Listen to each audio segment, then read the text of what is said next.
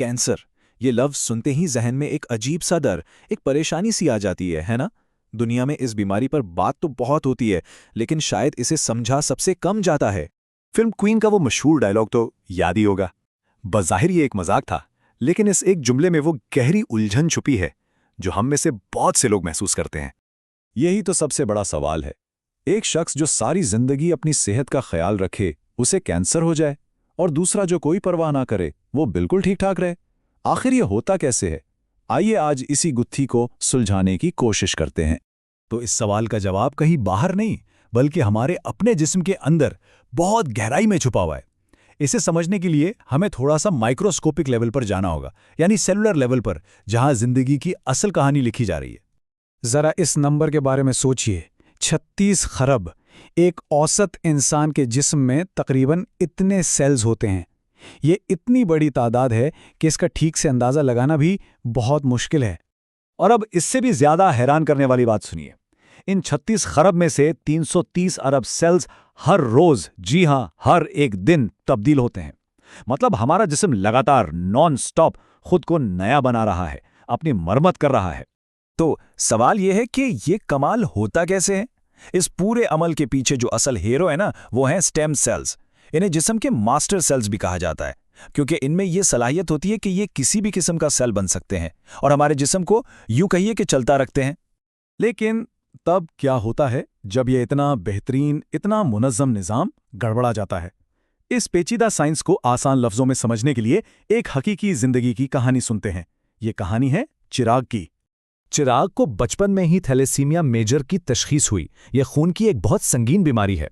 इसका मतलब यह था कि जिंदा रहने के लिए उसे अपनी पूरी जिंदगी हर चंद हफ्तों के बाद खून लगवाना पड़ता था। देखिए, आमतौर पर जब भी हमारे सेल्स में कोई गड़बड़ होती है ना, तो हमारा जिस्म फौरन एक्शन में आ जाता है। इसके पास एक ज़बरदस्त डिफेंस सिस्टम है। समझें कि एक सिक्योरिटी गार्ड है जिसे P53 जीन कहते हैं, जो खराबी को ठीक करता है। फिर एक फिल्टर सिस्टम है जो खराब सेल्स को खुदकुशी का हुक्म देकर ख़त्म कर देता है। और उसके अलावा भी कई मैकेनिक हैं जो मरम्मत का काम करते रहते हैं।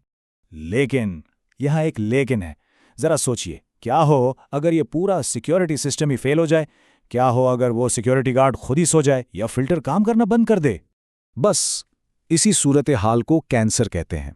जब एक सेल का जीन खराब हो जाए और वो बेकाबू होकर तकसीम होने लगे, बढ़ने लगे, तो वो एक कैंसर सेल बन जाता है।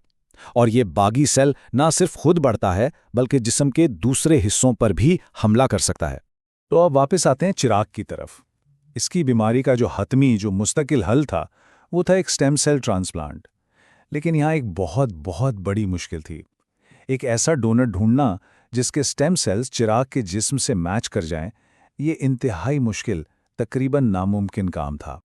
और यहीं से चिराग की कहानी सिर्फ उसकी नहीं रहती है। ये एक फर्द के मसले से बढ़कर एक इज्तमाई कोशिश की, एक उम्मीद की कहानी बन जाती है। मैच ढूंढना कितना मुश्किल है उसका अंदाजा इस बात से लगाइए।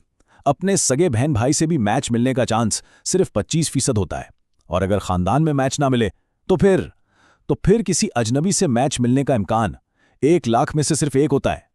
इसी नामुमकिन को मुमकिन बनाने के लिए DKMS जैसी तंजीमें काम करती हैं। ये दुनिया भर से मुमकिना डोनर्स का एक डेटाबेस बनाती हैं, और इसका हिस्सा बनना बहुत आसान है। सिर्फ ऑनलाइन रजिस्टर करना है, एक मुफ्त किट मिलेगी, गाल के अंदर से एक छोटा सा नमूना लेना है और बस किट को वापस भेज देना है। और इसी डेटाबेस की वजह से चिराग को अपना वो 1 लाख में 1 मैच मिल गया। डोनर का नाम था रोमन, जो जर्मनी का एक किक बॉक्सर था। रोमन के इस एक अतिये ने चिराग को एक नई जिंदगी दे दी। चिराग की कहानी से एक बहुत हिम्मत मिलती है, एक उम्मीद मिलती है। लेकिन अब वापस आते हैं अपने बुनियादी सवाल पर कि क्या कैंसर के खतरे को कम करने के लिए कुछ किया जा सकता है? क्या चीज़ें हमारे कंट्रोल में हैं? तो देखिए, जो जीन को नुकसान पहुंचता है, उसकी वजूहात को 2 हिस्सों में बांटा जा सकता है। एक तरफ वो चीज़ें हैं जो हमारे कंट्रोल से बाहर हैं, जैसे विरासत में मिलने वाले जीन्स या फिर बढ़ती हुई उम्र। लेकिन दूसरी तरफ एक बहुत बड़ा हिस्सा उन अवामिल का है जो हमारे तर्ज ज़िंदगी और माहौल से जुड़े हैं, और ये चीज़ें हमारे इख्तियार में हैं। और यहाँ एक बहुत ही अहम और ताकतवर आदात व शुमार हैं। तहकीक बताती है कि कैंसर के कुल केसेस में से 42% ऐसे हैं जिनसे बचा जा सकता है। इसका मतलब ये हुआ कि तकरीबन आधे केसेस उन आदतों की वजह से होते हैं जिन्हें बदला जा सकता है। तो ये काबिले रोकथाम वजूहात क्या हैं? इनमें जो 3 सबसे बड़े मुजरिम हैं वो हैं, नंबर 1 तंबाकू नोशी, जो तकरीबन 19% केसेस की वजह है। इसके बाद आता है इजाफी वजन या मोटापा, और फिर शराब का इस्तेमाल।